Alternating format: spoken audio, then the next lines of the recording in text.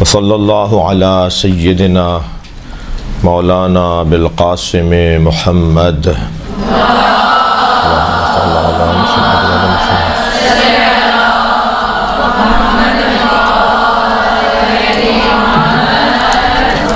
وآلہ الطیبین الطاہرین المعصومین ولعنۃ اللہ علی اعدائہم اجمعین اما بعد قال الحکیم فی قرآن الکریم بسم اللہ الرحمن الرحیم ادعو الی سبیل ربک بالحکمۃ والموعظۃ الحسنہ وجادلہم باللتی ہی احسن۔ سب سے پہلے تو اللہ کی بارگاہ میں شکر گزار ہوں، سجدہ ریز ہوں، سپاس گزار ہوں کہ اس نے ذاکرات، مبلغات اور واعظات اور اللہ رسول اہل بیت کا پیغام پہنچانے والی بہنوں سے معاشرے کے ایک اہم طبقے سے، سماج کے ایک بنیادی ستون سے کچھ خطاب کرنے اور بات کرنے کی توفیق عطا فرمائی۔ پھر القائم مدرسہ القائم کے ذمہ داروں کا شکریہ ادا کرتا ہوں کہ انہوں نے موقع فراہم کیا، موضوع اور مناسب ماحول فراہم کیا کہ آپ کے اس اجتماع میں شرکت کر سکوں۔ بہت ہی سیدھی اور سادی اور سچی اور روشن بات کرنے کی کوشش کرتا ہوں اور آج بھی ایسے ہی کروں گا۔ میں نے آپ کے سامنے سورہ مبارکہ النحل کی 125ویں آیت تلاوت کی ہے، جس میں اللہ ارشاد فرما رہا ہے کہ اپنے رب کے رستے کی طرف دعوت دو، دو ہنروں اور دو مہارتوں کے ساتھ۔ پہلی مہارت بالحکمہ، حکمت کے ذریعے سے تمہارے پاس حکمت کی مہارت ہونی چاہیے۔ دوسری والموعظۃ الحسنہ، اور موعظہ حسنہ کے ذریعے سے اچھی نصیحت، اچھا پیغام، اچھی بات، یعنی بات کرنی ہے تو اچھی بات کرنی ہے، بری بات کی تو بات بھی نہیں کرنی، بری بات کے بارے میں بات بھی نہیں بتانی۔ وجادلہم باللتی ہی احسن، اور ان کے ساتھ جدال کرو مگر جدال احسن ہو، احسن جدال ہو، تکرار اگر ہو رہی ہو، مباحثہ بلکہ مناظرہ اگر ہو رہا ہو تو اس کا جو انداز ہے، طریقہ ہے، وہ بہت زیادہ بہتر ہونا چاہیے۔ یہ پیغام، یہ حکم اللہ کا نبی مکرم کے لیے ہے۔ یہ آیت نبی پر نازل ہوئی ہے، یہ قرآن نبی پر نازل ہوا ہے، یہ آیت بھی نبی کو ہی حکم، یہ ادعو جو فعل امر ہے یہ نبی سے اللہ بات کر رہا ہے کہ آپ کو ایسا کرنا ہے، آپ کو لوگوں کو دعوت دینی ہے اللہ کے رستے کی طرف۔ تو ہم ہیں داعی، ہم ہیں واعظ، ہم ہیں مبلغ۔ عاجزی، خاکساری، انکساری، تواضع کا تقاضا تو یہ ہے کہ ہم مبلغ نہیں ہیں، ہم تو بہت معمولی لوگ ہیں، ہمیں کیا آتا ہے، ہمیں کچھ نہیں آتا، ہم کیا بتائیں گے، ہمیں کیا پتہ، ہم تو بس ایسے بیٹھ گئے، ہم تو ایسے بس آ گئے، ہم تو خود مبلغ ہیں، یعنی ہم پہ تبلیغ کی ضرورت ہے، ہم تو خود محتاج نصیحت ہیں۔ یہ ساری باتیں ہمیں ذہن میں رکھنی چاہیے اور ایسا ہی ہمیں سوچنا چاہیے کہ ہم کوئی حیثیت نہیں رکھتے، کوئی مقام نہیں ہے ہمارا، ہمارے پاس کیا ہے، ہم کیا بتائیں گے، ہمیں تو خود نصیحت کی ضرورت ہے۔ اس سوچ کے ساتھ اور اس جذبے کے ساتھ، کیونکہ معاشرے نے، سماج نے، ہمارے شوق نے، ہمارے خاندان نے، ہمارے علاقے نے، ہماری ضرورت نے ہمیں بہرحال لا کر ممبر پہ بٹھا دیا ہے، یہ ایک حقیقت ہے۔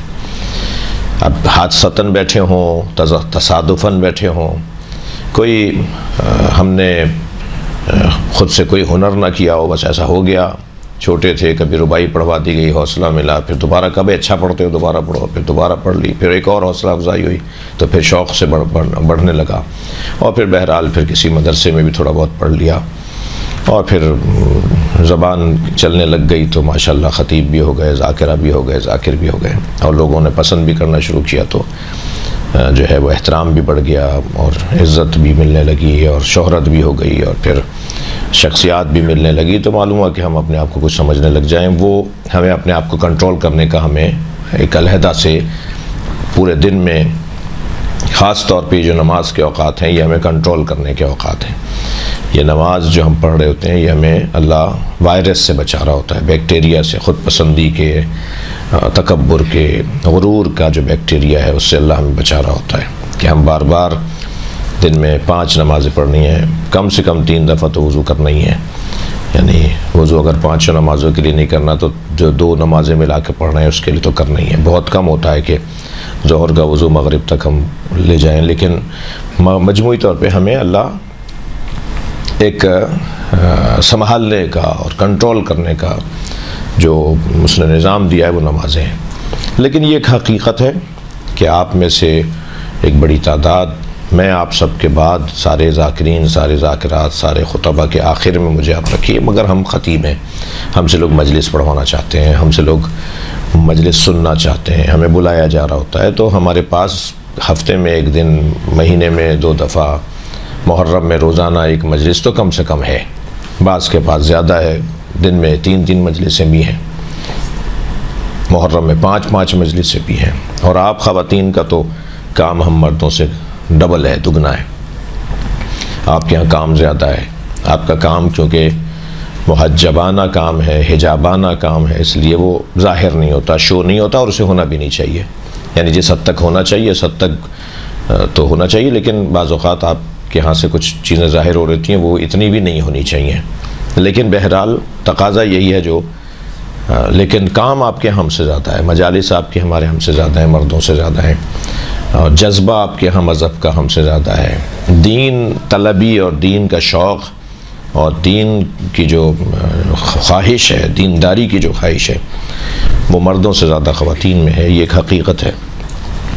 تعلیم، پڑھنا، پڑھانا، لکھنا، لکھانا، تعلیمی میدان کے اندر بھی جو خواتین کا کردار ہے اور جو ان کا شوق اور ذوق ہے وہ مردوں سے زیادہ ہے، یہ سامنے کی سی بات ہے۔ اسکولوں میں بھی بچیوں کی تعداد زیادہ ہوتی ہے، کالج یونیورسٹیز میں بھی بچیوں کی تعداد، عورتوں کی، لڑکیوں کی تعداد زیادہ ہوتی ہے۔ مدرسے بھی اگرچہ پورے پاکستان میں 70 مدرسے ہیں لڑکیوں کے اور لڑکوں کے 450 مدرسے ہیں، مگر 450 مدرسوں کی تعداد ایک طرف ہے اور 70 کی تعداد ایک طرف ہے، یعنی وہاں 150 طالبات ہوتی ہیں دینی مدارس میں، اور وہاں 20 پہ بھی چل رہا ہے مدرسہ، 15 پہ بھی مدرسے چل رہے ہیں، 15 طالب علم مدرسے کے اندر ہیں اور مدرسہ چل رہا ہے، اور کوئی بچیوں کا مدرسہ پاکستان میں ان 70 مدرسوں میں نہیں ہے جو میرے علم میں ہے کہ جس میں 100، 70، 90، 80 سے زیادہ تعداد کم ہو۔ تو الحمدللہ آپ کے ہاں کام بہت زیادہ ہے۔ پھر آپ کے ہاں کا جو کام ہے وہ کیونکہ اساسی ہے، بنیادی ہے، آپ ایک ساتھ کئی محاذ پہ لڑ رہے ہیں، آپ ایک ساتھ کئی محاذ پہ لڑ رہے ہیں، آپ شوہر کے محاذ پہ لڑ رہے ہیں، آپ بھائیوں کے محاذ پہ لڑ رہے ہیں، آپ والد کے محاذ پہ لڑ رہے ہیں، آپ جو ہے وہ بیٹوں اور اولاد کے محاذ پہ لڑ رہے ہیں، تو آپ کا محاذ بہت زیادہ ہے، یعنی آپ ادھر سے رخ بدلتے ہیں، ایک نیا محاذ کھڑا ہوتا ہے، اس کے اوپر آپ کو جہاد کرنا ہے، ابھی آپ 2 قدم آگے چلے، ایک اور نیا محاذ تیار ہوتا ہے، وہاں جہاد کرنا ہے۔ تو آپ کو اپنے والدین کے حوالے سے بھی آپ کا خاص کردار ہے، باپ آپ کی بات بیٹے سے زیادہ جلدی مانتا ہے، یعنی بیٹیوں کی بات کو باپ بیٹوں سے زیادہ جلدی مانتے ہیں، یعنی آپ منوانے کا ہنر لے کر آئی ہیں، وہ چاہے ابا سے منوائیں، چاہے شوہر سے منوائیں، چاہے بچوں سے منوائیں، آپ منوانا، سمجھانا، سکھانے کا جو ایک صلاحیت ہے وہ قدرتی لے کر آئی ہیں، آپ کے اندر یہ قدرت ندی ہے۔ تو جب آپ کے پاس مواقع بھی زیادہ ہیں، جب آپ کے پاس صلاحیت بھی زیادہ ہے، جب آپ کے پاس جو ہے وہ قدرتی جذبے بھی زیادہ ہیں، تو پھر آپ کی ذمہ داریاں بھی زیادہ ہیں، آپ کا کام بھی زیادہ ہے۔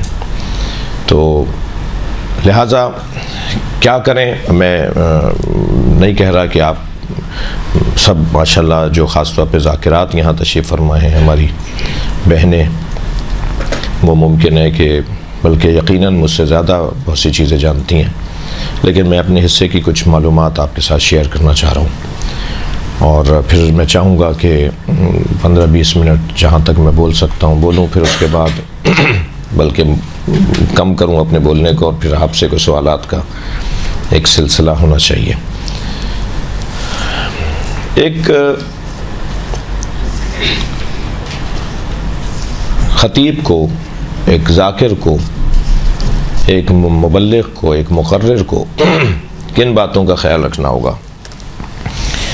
میں نے کچھ باتیں یہاں سوچا تھا کہ وائٹ بورڈ پہ لکھ دوں، اگر آپ سمجھتی ہیں کہ میں زبانی بولوں اور آپ لوگ اچھا لگے تو لکھ لیجئے گا. سب سے پہلی بات، ایک خطیب کو روان شناس اور نفسیات سے آگاہ اور آشنا ہونا چاہیے. اسے نفسیات کا پتہ ہو کہ افسروں کی کیا نفسیات ہیں، زمینداروں کی کیا نفسیات ہیں، مثلا مزدور طبقے کی کیا نفسیات ہیں، مردوں کے کیا نفسیات ہیں، عورتوں کی کیا نفسیات ہیں، اور بچوں کے کیا احساسات اور جذبات ہیں. خطیب کا پہلا کام احساس شناسی، نفسیات شناسی، روان شناسی، فارسی میں روان کہتے ہیں ان لفظوں کو، یعنی اس مخاطب کے بارے میں اس کے احساسات اور جذبات سے وہ آگاہ اور آشنا ہو. اور کئی پہلوؤں سے یہ بات، یعنی یہ ایک لفظ ہے جس کے اندر آپ سب کوئی نہ کوئی ایک علیحدہ مثال دے سکتے ہیں. مثلا گرمی شدید ہو رہی ہے اور آپ نے مضمون فلسفے کا لے کے شروع کر دیا، یہ کبھی بھی مجمع آپ کے ساتھ نہیں چلے گا، آپ کا ناکام خطاب ہوگا، آپ کو ناکام خطیب تصور کیا جائے گا آپ سے. یعنی میں اپنے اوپر رکھ کے کہہ رہا ہوں یہ بات کہ اگر میں نے ایسے ماحول میں، موسم میں کہ جو شدید گرمی ہے، جی 48 درجہ حرارت ہے، نواب شاہ میں اور آپ سکھر میں اور سبی میں مجلس پڑھنے گئی ہیں اور آپ نے فلسفیانہ گفتگو شروع کر دی، کامیاب مجلس نہیں ہوگی آپ کو. یہ ایک مثال ہے کہ گرمی تھی. اسی طرح برعکس سردی ہے. اسی طرح سامنے بچے بیٹھے ہوئے ہیں اور آپ جو ہے نا وہ حضرت مالک اشتر کا خطبہ سنا رہے ہیں ان کو، نہیں ہوگا، یہ کامیاب نہیں ہوگی آپ کی گفتگو. تو آپ پہلا عنوان یا پہلا، یہ ایک مثال ہے، اس کے اندر مثالیں 50، ایک عنوان ہے جس میں مثالیں 85 بنیں گی. خطیب کو ممبر پہ جا کے بیٹھا ہے. اب دیکھیں میں نے جھوٹ نہیں بولا تھا، لیکن جو میں نے شروع میں چند جملے بولے ہیں، آپ قسم کھا کے بتائیں آپ کو سب کو اچھے لگے یا نہیں.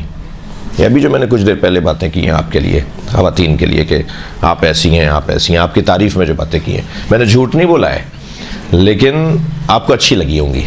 تو جب آغاز خطاب کا اور گفتگو کا آپ کے ساتھ میں نے اپنے آپ کے ساتھ آپ کو ملا لیا، آپ کے ذہنوں کو اپنے ساتھ ملا لیا، تو اب میری گفتگو چاہے آخر تک 4 دگہ خراب چلے، مگر آپ کا ایک ذہن بن گیا ہے کہ آدمی اچھا ہے، یہ ہمارے بارے میں اچھا خیال رکھتا ہے.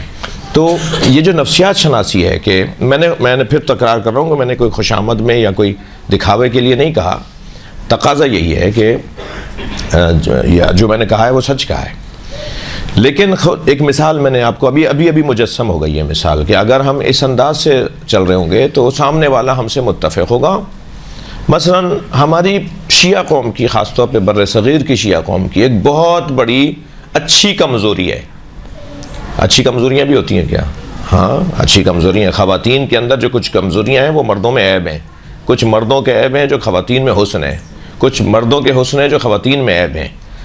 کچھ مثال کے طور پر اللہ کے بارے میں ہم سوچیں گے تو اللہ کا وہ کمال کا تقاضا ہے اور ہمارے اندر وہ چیز ہی نہیں ہے. کچھ چیزیں ہم کر سکتے ہیں، ہمارے ہاں ہو سکتی ہیں کچھ چیزیں جو اللہ کے نہیں ہو سکتی. ٹھیک ہے، تو ایسا ہو سکتا ہے کہ کچھ اچھی کمزوریاں ہوں، ہاں ہو سکتا ہے کچھ اچھی کمزوریاں ہوں. تو اچھی کمزوریاں ہماری شیعہ قوم کی بالخصوص بر صغیر کے اندر وہ یہ ہے کہ ہم اہل بیت کے فضائل سننا چاہتے ہیں، ہم اہل بیت کی عظمت سننا چاہتے ہیں. شیعہ قوم ایک مرتبہ چارج ہو جاتی ہے، ایک مرتبہ تازہ دم ہو جاتی ہے، ایک مرتبہ اس کے روح اور جان کی سروس ہو جاتی ہے، وہ ایک مرتبہ جوان ہونے لگتی ہے شیعہ قوم جب اس کے سامنے مولا علی کے فضائل پڑے جائیں. تو یہ ایک کمزوری ہے. اللہم صلی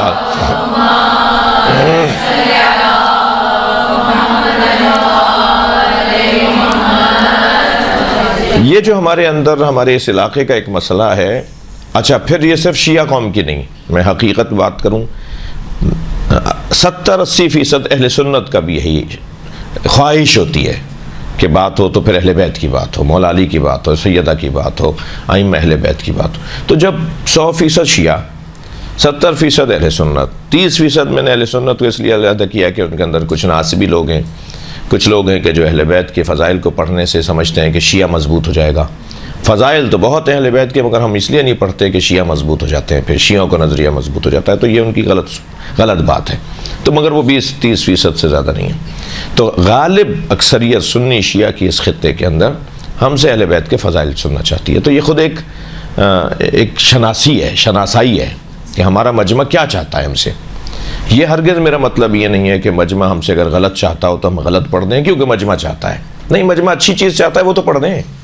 جو چیز وہ چاہتا ہے وہ اچھی بھی تو چیزیں چاہتا ہے نا ہم سے، تو ہمیں وہ اچھی چیزیں پڑھ دینی چاہیے. تو سب سے پہلا عنوان نفسیات شناسی ہے، روان شناسی ہے. سامنے والوں کو دیکھ کر ان کے تقاضوں کے مطابق گفتگو کرنا، یہ خطیب کے لیے، ایک ذاکرہ کے لیے، ایک ذاکر کے لیے بہت ضروری ہے.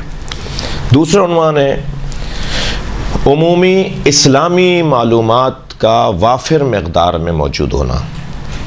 اسلامی عمومی معلومات، مثلاً وہ پوچھ رہا ہے کہ جی حضرت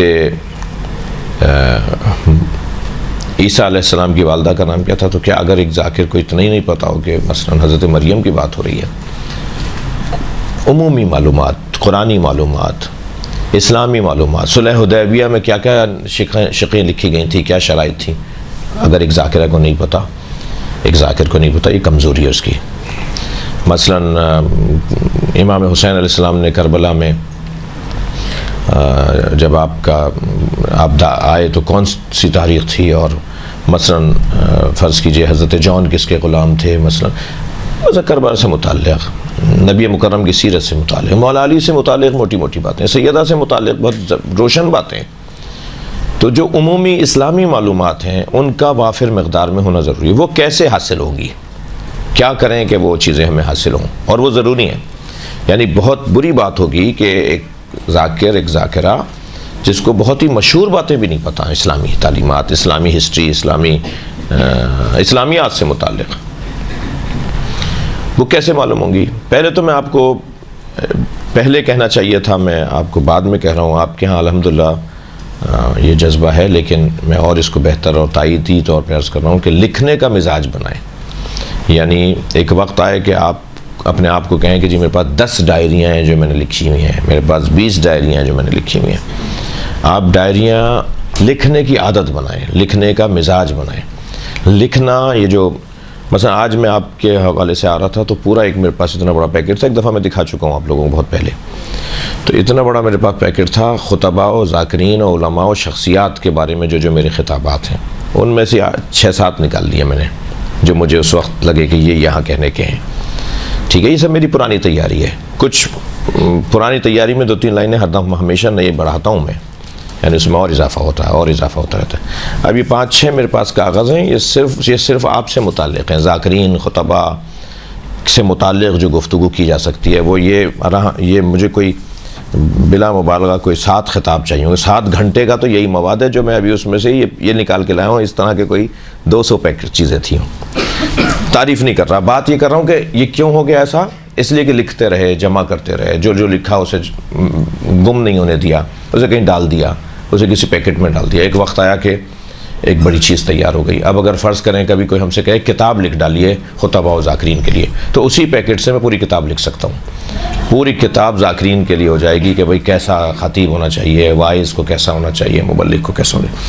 تو لکھنے کا، عمومی معلومات کا، اسلامی علوم عمومی معلومات کا ہونا بہت ضروری ہے.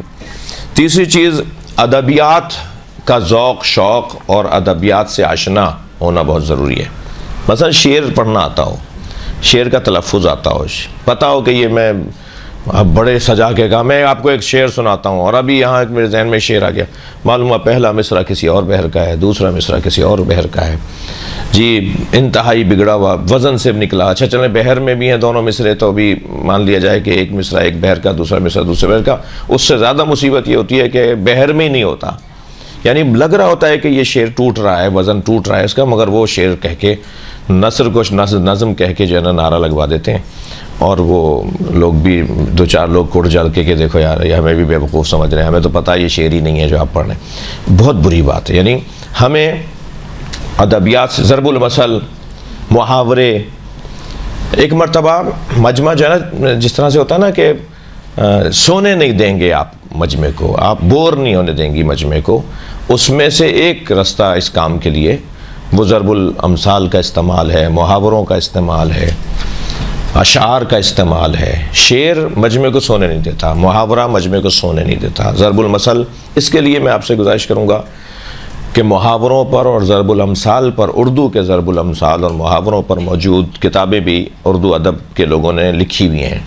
آپ کو اردو بازار سے یا جہاں جہاں ادبی کتابوں کا اسٹال ہوتا ہے، دکانیں ہوتی ہیں، وہاں سے آپ کو مل جائے گی۔ یاد کر لیں محاورے۔ اچھا، ایک دن ہم نے بہت سارے ایسے محاورے یاد کیے ہوئے ہیں اور پڑھتے ہیں، بولتے ہیں۔ ایک دن ایک مضمون ہم نے بنا لیا، ایک تقریری نہیں بن گئی ہم سے۔ وہ کیسے؟ ہمارے اردو میں جو محاورے استعمال ہوتے ہیں وہ اسلامی کچھ محاورے، کون کون سے محاورے اسلامی تعلیمات اور قرآنی تعلیمات کے خلاف ہیں، وہ میں نے 8-10 محاورے نکال لیے، اس پہ پوری تقریر کر ڈال دی کہ صاحب یہ اردو کا محاورہ ضرور ہے مگر قرآن کا محاورہ نہیں ہے۔ یہ ہمارے بڑی بوڑھیوں نے، ہماری گاگاؤں نے، بواؤں نے ہم نے ان سے ضرور سنا ہے جی، ہمارے گھر کی جو عورتوں نے، بیویوں نے، خواتین نے ہم یہ جو بولتی تھیں وہ، مگر یہ قرآن کے خلاف ہے، یہ اسلام کے خلاف ہے۔ مثلاً دین پہ دنیا بھاری محاورہ ہے نا، دین پہ دنیا بھاری محاورہ ہے نا، یہ اسلامی تعلیمات کے خلاف ہے۔ دین پہ کون سی چیز بھاری ہوگی بھائی؟ دین پہ دنیا کیوں بھاری ہوگی؟ دین سب پہ غالب ہے، دین کو سب پہ غالب آنا۔ یہ کہہ رہے ہیں دین پہ دنیا بھاری، مگر ہمارے یہاں بولا جاتا ہے گھروں میں، ٹھیک ہے؟ تو مثلاً کہا جاتا ہے کچھ تو ہوگا جو اتنی باتیں ہو رہی ہیں، یہ محاورہ ہے ہمارے یہاں، کچھ تو ہوگا جو اتنی باتیں ہو رہی ہیں جی۔ زبان خلق نقارہ خدا کہیے، زبان خلق کو نقارہ خدا کہیے، مثلا یہ کتنا ہمارے یہاں مشہور ہے یہ جو محاورہ ضرب المثل، مگر یہ اسلامی تعلیمات کے خلاف ہے۔ تو اس طرح ممکن ہے جب آپ اس میدان میں بھی آپ نے تو ایک نئی تقریر تیار ہو گئی۔ کہیں سیمینار میں آپ کو خطاب کے لیے بلایا جا رہا ہے کہ اردو ادب اور اسلامی ادب، مثلا یہ نام رکھ دیجئے سیمینار کا، اردو ادب اور اسلامی ادب، تو آپ وہاں بول سکیں گے اس طرح کے موضوع پہ جب آپ کا اس کی تیاری ہو چکی ہوگی۔ چوتھا عنوان جس پہ ہم خطیبوں کی تیاری ہونی چاہیے اور وہ ہے تاریخ۔ تاریخ کو 2 حصوں میں ہم تقسیم کریں گے۔ تاریخ بے معنی عام تاریخ ہے، عمومی تاریخ ہے، تاریخی باتیں ہیں، اور تاریخ کو جب ہم خاص نگاہوں سے دیکھیں گے، خاص عینک سے دیکھیں گے تو ہم اسے سیرت کہیں گے۔ تاریخ اور سیرت میں فرق ہے۔ ہاں، ہمیں سیرت تاریخ سے ہی ملتی ہے، یعنی سیرت کے جتنے بھی پیغام ہمیں ملیں گے، جتنا بھی نکات ملیں گے وہ تاریخ سے ملیں گے، مگر تاریخ ایک عام میدان ہے، ایک بڑا میدان ہے، اس میں سے ایک خاص موضوع ہے سیرت۔ تو تاریخ کی جب ہم بات کر رہے ہیں تو اس سے ہماری مراد تاریخ عمومی بھی ہے اور خصوصی تاریخ یعنی سیرت بھی ہے، ایک خاص پیغام، ایک خاص روش، ایک خاص طریقہ کار۔ تاریخ سے آشنائی بہت ضروری ہے۔ اہل سنت مورخین کی کتابیں ہیں، شیعہ مورخین کی کتابیں ہیں۔ البتہ شیعہ مورخ کو سمجھ کے جب ہم پڑھتے ہیں تو کچھ نہ کچھ اس میں محسوس ہوتا ہے کہ یہ بھی شاید سنی تھا، اور سنی مورخوں کو جب پڑھتے ہیں تو کبھی کبھی لگتا ہے یہ بھی شیعہ تھا۔ تو تاریخ ہوتی ہے، مورخ نہ سنی ہو کر لکھتا ہے نہ شیعہ ہو کے لکھتا ہے، کبھی وہ خاندانی طور پہ تو شیعہ ہوتا ہے مگر وہ کچھ باتیں ایسی لکھتا ہے جو تاریخ کا تقاضا تھا کہ وہ لکھے، اس کی فقہ اور اس کے مسلک کا تقاضا نہیں تھا کہ وہ لکھے، لیکن کیونکہ تاریخ ہے تو تاریخ کی تیاری ہماری ہونی چاہیے۔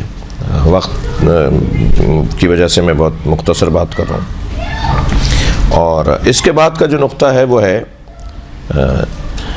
حالات، اور ایک مرتبہ ہم نے پہلی مثال دی تھی مجمع کی شناسائی، مجمع کی نفسیات۔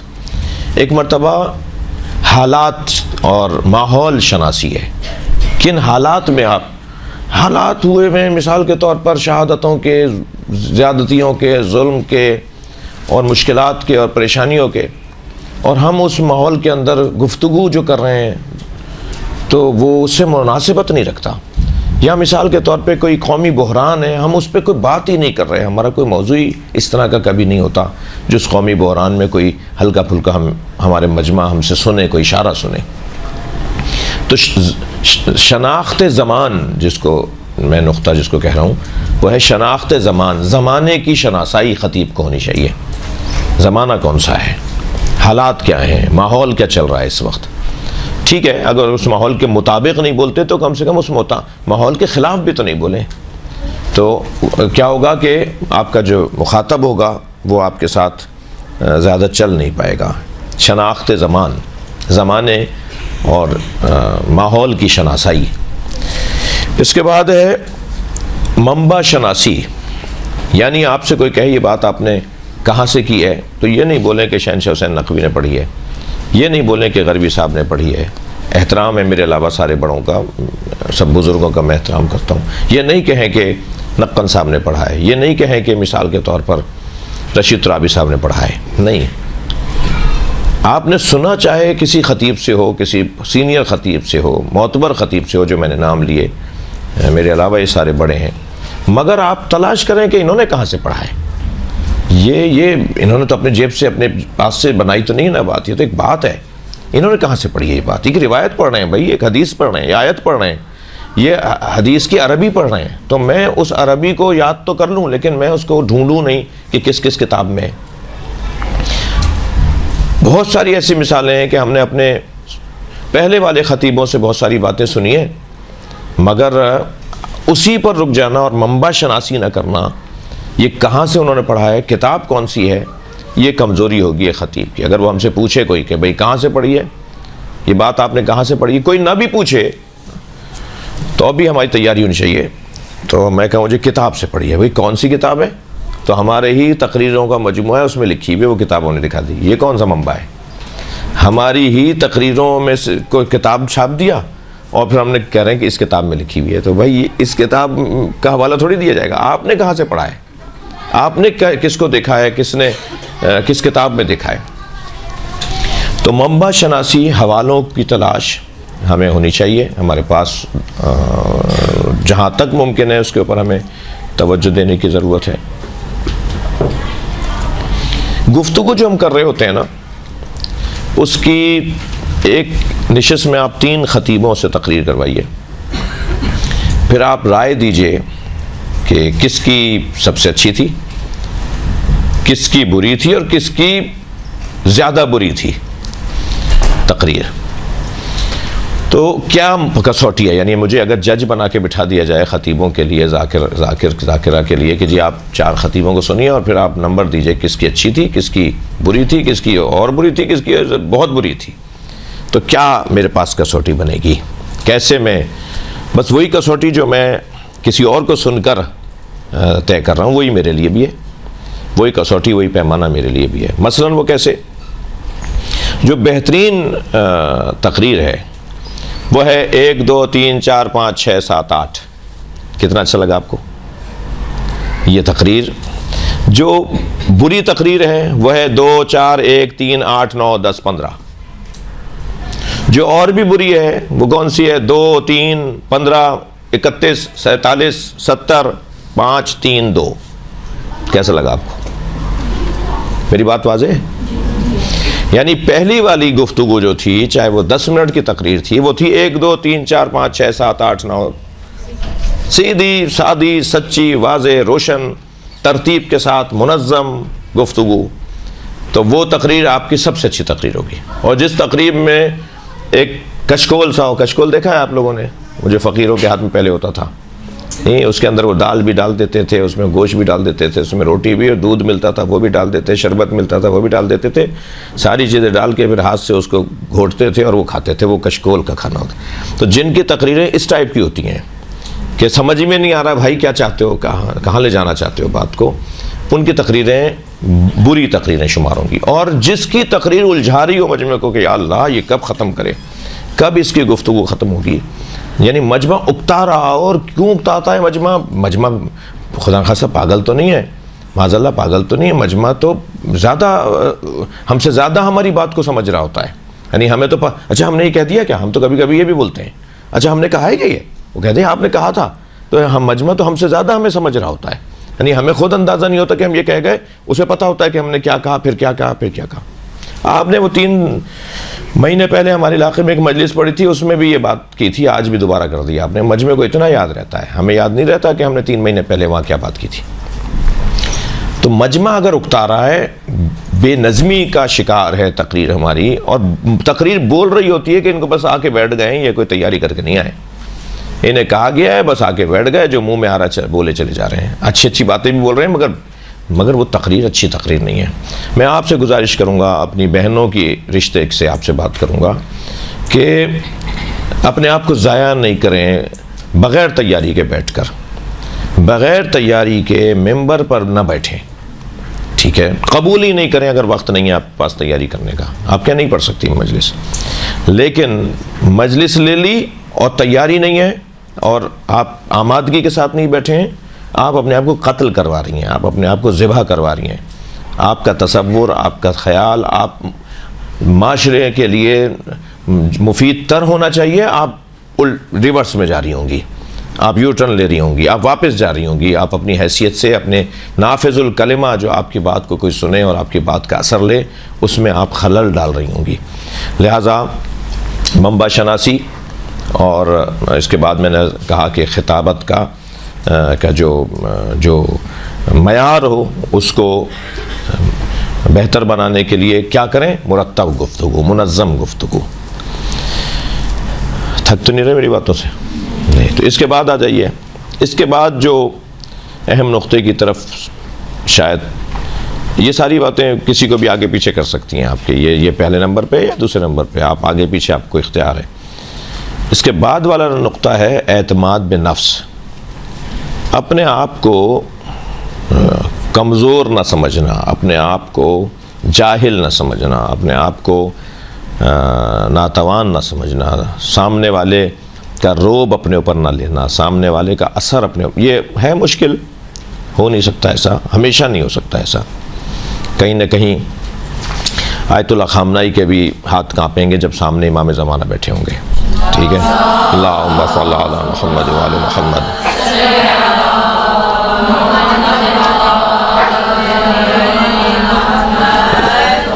امام خمینی رحمۃ اللہ علیہ بھی جب سامنے مولا علی اور نبی مکرم کھڑے ہوں گے تو وہ بھی بیٹھنے کی جرت نہیں کریں گے۔ تو یہ تو نہیں ہو سکتا کہ ہم کہیں بھی کسی کا کوئی روب نہیں لیں گے، کوئی اثر نہیں لیں گے، کوئی ہم سے بھی کوئی بڑا ہے، ہمارے بڑے کا بھی کوئی بڑا ہے، اس کے کا بھی بڑا ہے، اور پھر جب بات آ رہی ہے نبی مکرم اور مولا علی کی تو مولا علی اور نبی مکرم بھی کانپیں گے جب سامنے اللہ ہو۔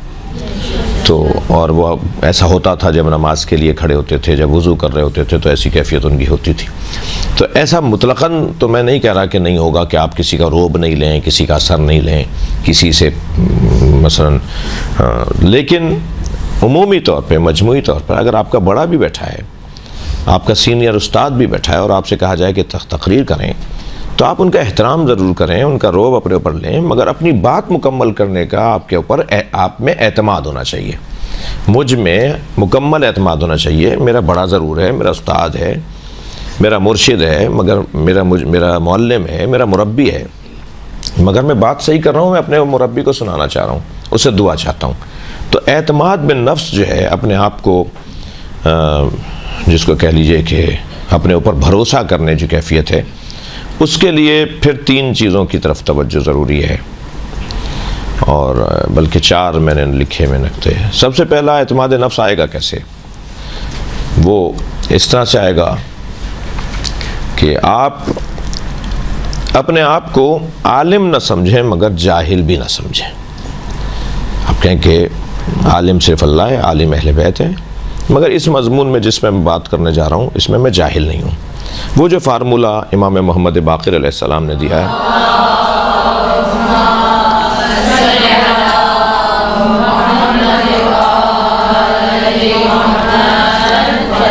جب کسی نے حضرت سے پوچھا کہ آپ عالم ہیں تو حضرت نے فرمایا میں جاہل نہیں ہوں۔ یہ نہیں فرمایا جبکہ وہ کہہ سکتے تھے کہ میں عالم ہوں۔ نحن العلماء و شیعتنا متعلمون، ہم اہل بیت عالم ہیں، ہمارے شیعہ شاگرد ہیں۔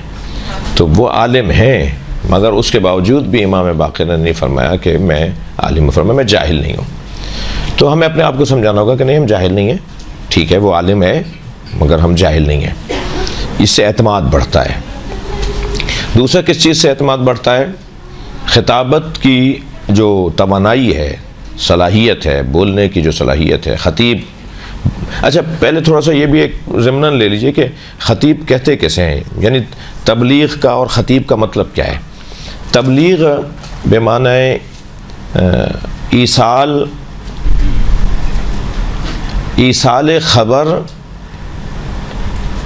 الی المخاطبین، یا میں اس کو اگر زیادہ اور صحیح سے آسان کروں بچیوں کے لیے، کہ بات کو سامنے والے کے ذہن میں اتار دینا تبلیغ ہے، بلاغت پہنچانا اور کسی چیز کو منتقل کرنے کو تبلیغ کہا جاتا ہے۔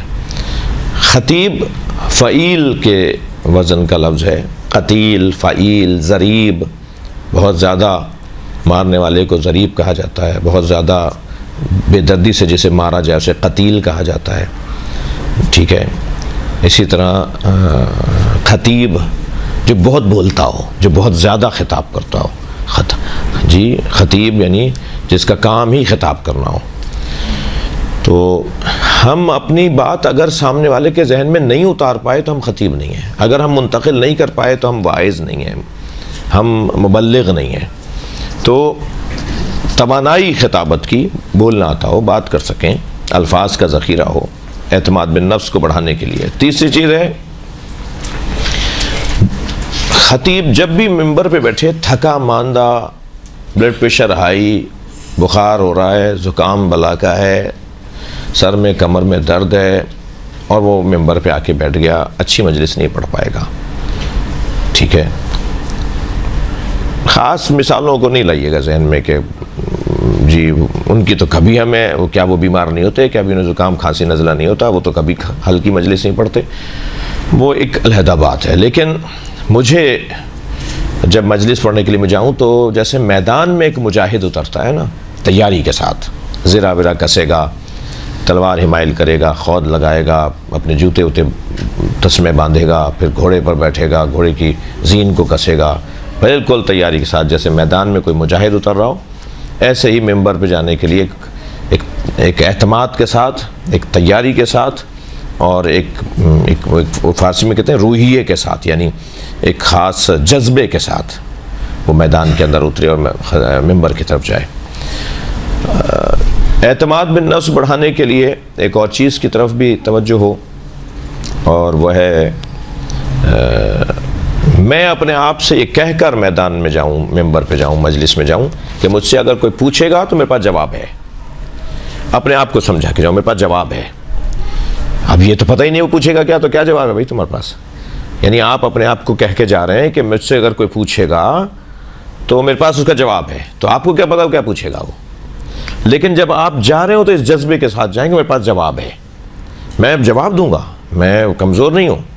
تو آپ کو کبھی اگر ایسا ہوا نا کہ اس نے ایسا سوال کر لیا جو آپ کے وہم و گمان میں نہیں تھا، تو آپ دیکھیں گے کہ آپ بہترین جواب دے کر آئیں گے۔ وہ جو آپ نے اپنے آپ کو تیار کر لیا تھا وہ آپ کے ذہن کی تازگی کا سبب بنا، وہ آپ کا اللہ پہ توکل کا سبب بنا، اور اس موقع پر آپ کے ذہن میں ایسا جواب آیا کہ آپ نے اس کو لاجواب کر دیا اور وہ مطمئن ہو کے چلا گیا۔ تو اپنے آپ کو سمجھانا کہ میں کمزور نہیں ہوں، میں اچھی مجلس پڑھ سکتا ہوں، میں بہترین خطابت کر سکتا ہوں۔ یہ اس کے بعد بھی 2 سے 3 نکات اور بھی ہیں۔ اس کے بعد لے لیجئے، یعنی اپنے آپ کو یہ سمجھنا کہ میں جواب دے سکتا ہوں، ذمہ داری قبول کرنا، ذمہ داری کو محسوس کرنا۔ اس کے بعد یہ ہیں اعتماد بالنفس کے 4 نکات۔ اس کے بعد کا نقطہ ہے سننے والے کے ساتھ خطیب کا تعلق ہونا چاہیے۔ اب آپ اس وقت میں آپ سے بات کر رہا ہوں نا، تو اپنی بہنوں کو میں دیکھ بھی رہا ہوں، آپ سب حجاب میں ہیں، اس لیے آپ کو کوئی ٹینشن نہیں ہے۔ میں مکمل کوشش ہے کہ کسی طرح اصلی مضمون پر ہی رہوں، اصلی ذہن پہ ہی رہوں، جو سوچ کر آیا ہوں وہی سوچتا رہوں، مجھے کوئی ٹینشن نہیں ہے۔ مگر آپ ہی سے بھی پوچھ لیتا ہوں کہ بعض میرے قبیلے کے لوگ آتے ہوں گے، وہ یہاں یوں نیچے کر کے بات کرتے ہوں گے، یا یوں دیکھ کر آپ سے بات کرتے ہوں گے۔ یعنی خواتین سے اگر کوئی مرد خطاب کرنے آیا ہے تو 50% میں احتیاط کر رہا ہوں، 50% جب میری جگہ پہ بیٹھتے ہوں گے نا خطیب آ کے، ڈیلی والے مدرسین کی بات نہیں کر رہا، وہ تو آپ کے بھائی ہیں، باپ ہیں آپ کے، لیکن جو کبھی کبھی ہماری طرح آتے ہیں نا، وہ یہاں یوں دیکھ کے آپ سے باتیں کریں گے کسی عورت کے چہرے پہ نگاہ نہیں پڑ جائے. ارے بھائی اس کے تم نے اپنی گفتگو قتل کر دی اس چکر میں. وہ لے نہیں پائی آپ سے بات, جو اصلی مطلب تھا, مقصد تھا آپ کا یہاں آنے کا, وہ پورا نہیں ہو پایا. وہ جس چیز خوف سے آپ یہ کام کر رہے ہیں اس کو کنٹرول کرنے کا اور بھی طریقہ ہے, اور بھی رستہ ہے اسے کنٹرول کرنے کا. یہ کیا بات ہوئی کہ آپ یہاں خطاب کرنے آئے, مخاطب سے آپ کا کوئی تعلق ہی نہیں ہے. بھائی اس سے بہتر تو کیسٹ چلا دیتے ان کی ریکارڈنگ یہاں لگا دیتے, کوئی بھی ویڈیو دکھا دیتے ان کی کہ انہوں نے کہیں بیٹھ کے خطاب کیا ہے, وہ آپ کو سنا دیا جاتا.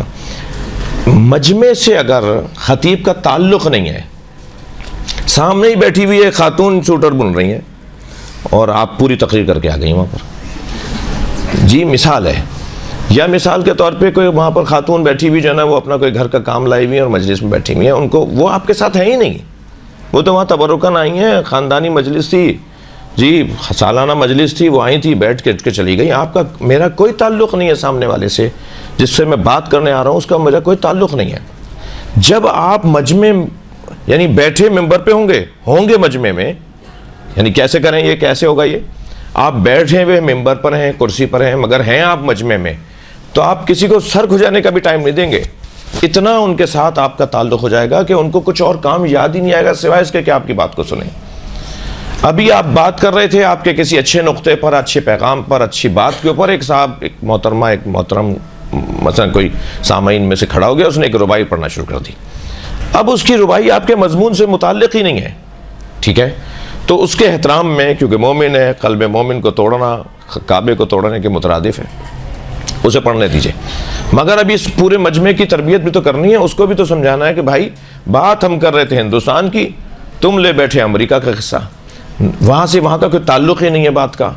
تو آپ کو ربائی بھی پڑھنی تھی تو میرے کلام سے متعلق یا مضمون سے متعلق پڑھتے تو بات تو جڑتی, مگر آپ کو تو کیونکہ اپنے آپ کو شو کرنا تھا کہ آپ کو ربائی آتی ہے, تو اس کو وہاں سمجھانا بھی ہے کہ آپ نے جو پڑھا ماشاءاللہ, مگر میرے مضمون سے متعلق نہیں تھا یہ, تاکہ مجمع کو بھی پیغام جائے کہ آئندہ کوئی ایسی ہمت کرے تو پھر صحیح ہمت کرے, وہ یہ والا کام نہیں کرے.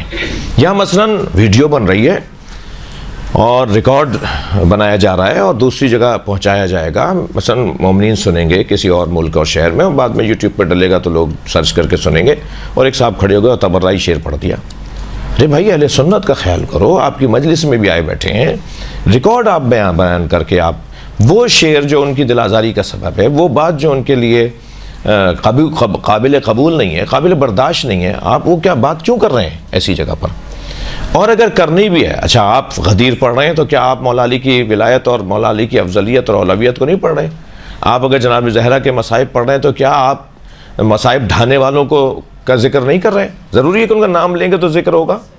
ضروری ہے کہ ہم کوئی کھل کے بول دیں تو پھر ذکر ہوگا؟ نہیں. آپ کسی ایک ایسے موضوع کو آپ نے انتخاب کیا جس سے کچھ 4 موضوع خود بخود کلیئر ہوتے جا رہے ہیں. تو ہمیں سامنے والے کا, مخاطب کا, سامعین کا اپنے ساتھ تعلق ہونا, خطیب کا مجمع کے ساتھ تعلق ہونا, اس کو اپنے ساتھ لے کے چلنا ہوگا. ورنہ ایک کیسٹ چل رہی ہوگی جس کو تو بہرحال اپنے وقت پہ پورا ہونا ہے, اور سامنے والا جو ہے وہ تبرکاً بیٹھا ہوگا, اس سے کوئی غرض نہیں ہے کہ یہ محترمہ کیا پڑھ رہی ہیں, یہ محترم کیا پڑھ رہے ہیں. اس کے بعد جہاں آپ تقریر کرنے گئے, اس جگہ کا ماحول, وہاں کی روشنی, وہاں کی حرارت, وہاں کی ہوا, وہاں کی نشست, وہاں کا ماحول مناسب اور صحیح ہونا چاہیے, ورنہ آپ کی مجلس ذبح ہو جائے گی. بانی تو سال میں ایک مجلس پڑھتا ہے, آپ تو سال میں 400 مجلسیں پڑھتے ہیں, ٹھیک ہے. مثلاً اب میرے ساتھ کیا ہوتا ہے, جب میں وہاں جا کے بیٹھا ہوں تو یہ جو مائک ہے نا, یہ جب ترنم والے لوگ پڑھتے ہیں, یعنی گلے والے لوگ پڑھتے ہیں, سوز, سلام, منقبت, قصیدہ, نوحہ, ممبر کا سلام, تو ان کو اس کے اندر ایکو کی ضرورت ہوتی ہے. وہ آواز جو گونج رہی ہوتی ہے, وہ جو آواز باز گشت لے کر آتی ہے, آواز کو پلٹا کے لاتی ہے, انہیں اس کی ضرورت ہوتی ہے. مگر نثری خطابت میں اس ایکو کی ضرورت ہی نہیں ہے.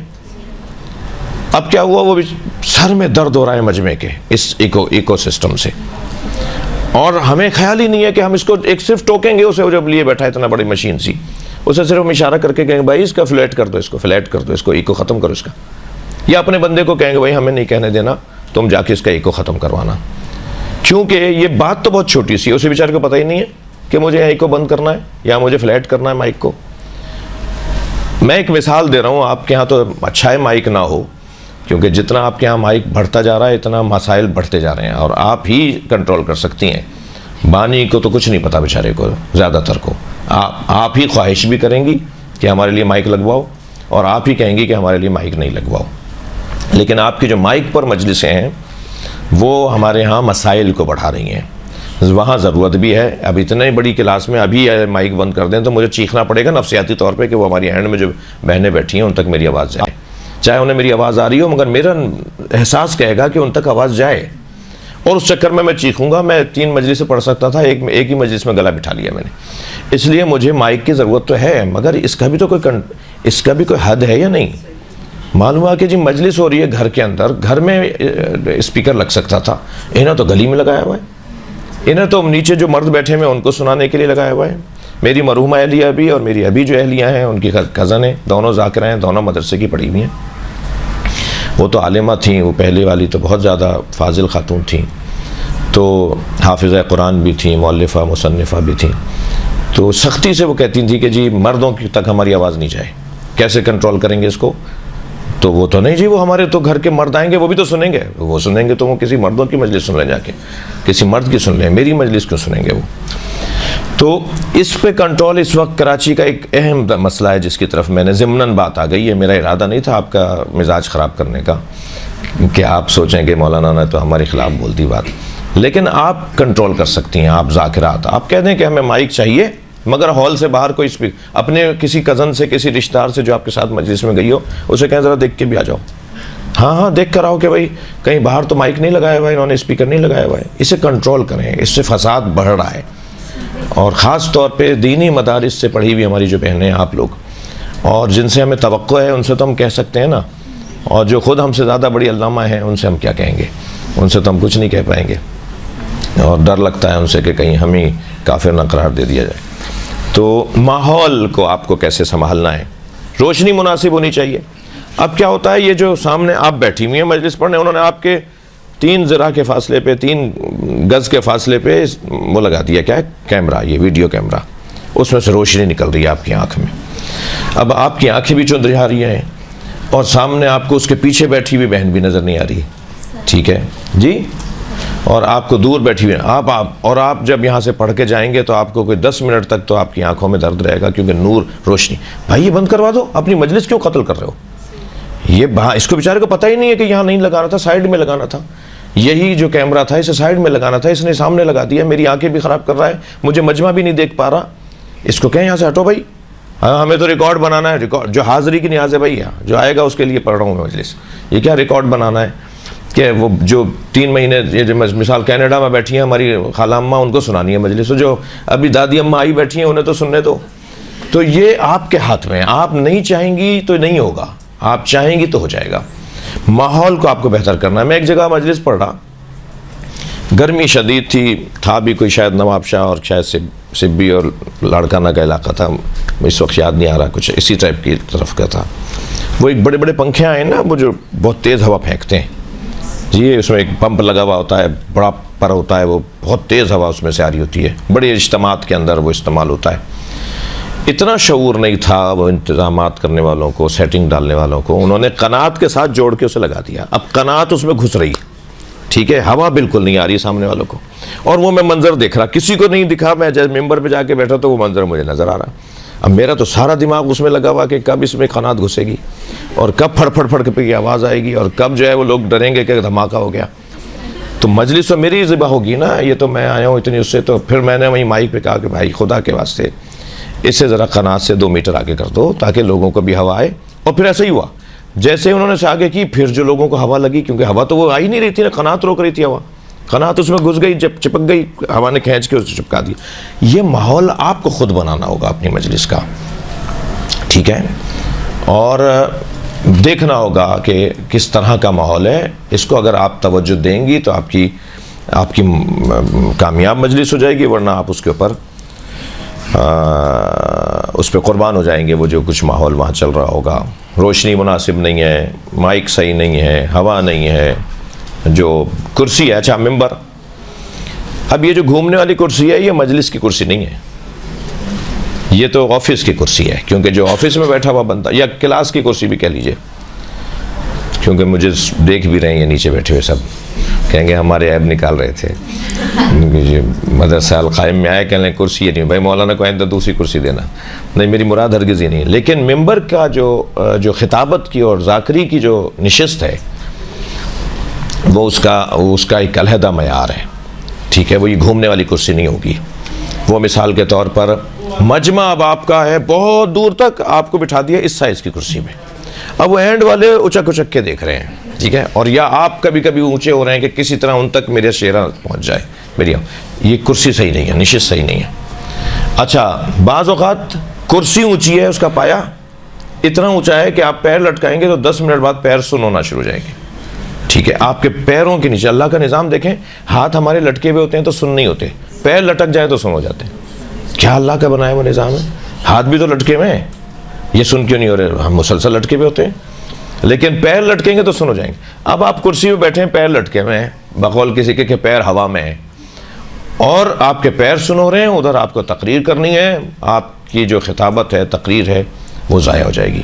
نشست کا کوئی تکلف نہیں کریں، کوئی یہ نہیں کہ صاحب لوگ کہیں گے نخرے کر رہے ہیں، بولنے تو انہیں کہ ہاں بھائی نخرے کر رہے ہیں، مگر اپنی نشست، اپنے ممبر، اب سارا مجمع بہت بیٹھا ہوا ہے، ہمیں جس جگہ بٹھایا جا رہا ہے وہ تختہ ہے پورا، کمزور لوگ جو ہیں مجھ جیسے لوگ وہ تو پہلو ہی بدلتے رہیں گے کیونکہ نیچے گدی نہیں ہے، ٹھیک ہے، ایک نشست تو اچھی ہو۔ تو یہ ساری باتوں کا خیال خطیب کو خود کرنا ہوگا، اگر آپ خود ان باتوں کا خیال نہیں کریں گے تو آپ کی مجلس اچھی نہیں ہوگی۔ آخری اور اہم ترین بات، ان ساری باتوں میں اساسی بات، ساری باتوں پر حاکم بات، ساری باتوں کی اصلی بات وہ یہ کہ ہمارے کام میں اخلاص ہونا چاہیے، ہمارا کام للہ ہی ہونا چاہیے، خلوص سے اللہ کی خاطر مجلس پڑھ رہے ہوں۔ کوئی اگر لفافہ، گفٹ، ہدیہ کچھ دے رہا ہے تو ہم اس کے لیے نہیں گئے تھے، اس نے دے دیا، ہم اس کے لیے دعا کریں گے، دیا ہے ائمہ نے دیا، ذاکرین نے لیا تو ہم لے بھی لیں گے، لیکن ہم اس لیے نہیں آئے تھے، ہمارے ذہن میں یہ نہیں تھا کہ ہمیں کوئی لفافہ ملے گا۔ میں جیسے آج صبح پہنچا ہوں 5 دن کے بعد، 5 دن میں ہم نے کوئی 9 خطاب کیے مختلف شہروں میں، سیمیناروں سے ملاقاتیں، میٹنگز، دورے افتتاح اور سنگ بنیادیں اپنی جگہ، اور یہ ہر کچھ دیر بعد روزانہ ایک ہی کام ہے۔ جب مجھے کوئی 4 مجلسیں پڑھ کے 6 مجلسیں پڑھ کے میں گھر آتا ہوں تو وہ جو مجھے نیاز ملتی ہے، لفافہ ملتا ہے، وہ میں پہلا کام تو کرتا ہوں اس میں سے جو بھی ہوتا ہے نکال کے مکس کرتا ہوں انہیں، تاکہ پتہ ہی نہیں چلے کہ مثلاً عمران عباس صاحب نے کیا دیا، غفور صاحب نے کیا دیا، ستار صاحب نے کیا دیا، میرا ذہن ہی نہیں جائے کہ صاحب انہوں نے زیادہ دیا ہے تو وہ زیادہ معتبر ہے، انہوں نے بہت کم دیے تو آئندہ ان کے نہیں جانا، یہ مثلاً یہ ذہن سے نکال دیں بات کو کہ ہم پیسے کی خاطر، دنیا کی خاطر نہیں پڑھ رہے۔ جتنا اسے لات ماریں گے، اس کا مزاج ہے یہ لپٹتی ہے پیروں سے، جتنا دنیا کو آپ لات ماریں گے اتنا ہی آپ سے چپٹے گی، یعنی کتنی اچھی سیاست ہے کہ آپ دنیا سے لا تعلق ہو جائیں اور دنیا ہی دنیا آپ کے پاس ہوگی، مگر ایک چیز کے ساتھ آپ کے ساتھ دنیا ہوگی، وہ ہے اطمینان قلب، آپ کا دل مطمئن ہے، آپ نے اس کی خاطر نہیں کیا تھا، اب یہ آ گئی ہے تو اللہ نے دنیا مومن کے لیے ہی بنائی ہے، تو مومن کو دنیا چھوڑنی بھی نہیں ہے۔ تو ساری باتوں پر، ساری ٹیکنیکی فنی باتوں پر جو حاکم بات ہے وہ ہے اخلاص، خلوص۔ اللہ ہمیں ان باتوں پہ عمل کی توفیق عطا فرمائے۔ 5-8 منٹ سوالات دے دیجئے۔